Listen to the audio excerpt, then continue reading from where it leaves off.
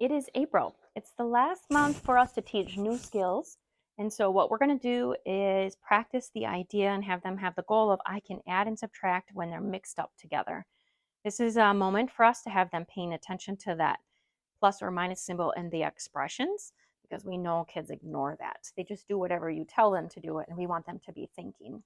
So warm up with Splat. You can use 9 counters, whatever you think is appropriate for your group. I just put 9 to help it keep it systematic. And again, I kind of want to warm up with how many to 10. So this is another one you could do in place of Splat if they're getting sick of Splat, but just putting that card down, how many to 10, how many to 10, how many to 10.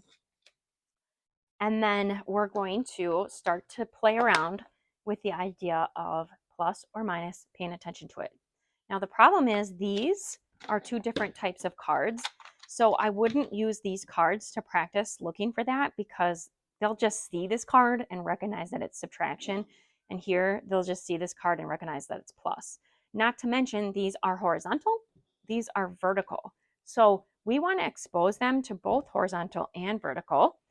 So they've seen it a lot horizontal with addition, and they've seen this now with you personally with this, but in our math program, it's both. So I think for this activity, you could simply use these. These are all 1 per person. You can have the students just put 2 numbers and then you fill in the plus or the minus just to see what they get and just practice the difference. So, or you can have it all filled out ahead of time and then have them trade and go to the next person, but you have enough that everyone can have one.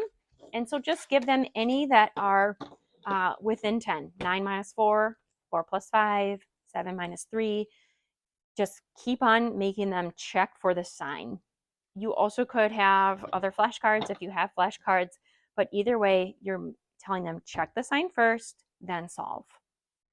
And that's really it. That's all for the month of April. That gives you the entire month of May to catch up any students who might still be struggling with minus or plus. And this is just kind of like an enrichment month for getting the students to think about the difference between addition and subtraction.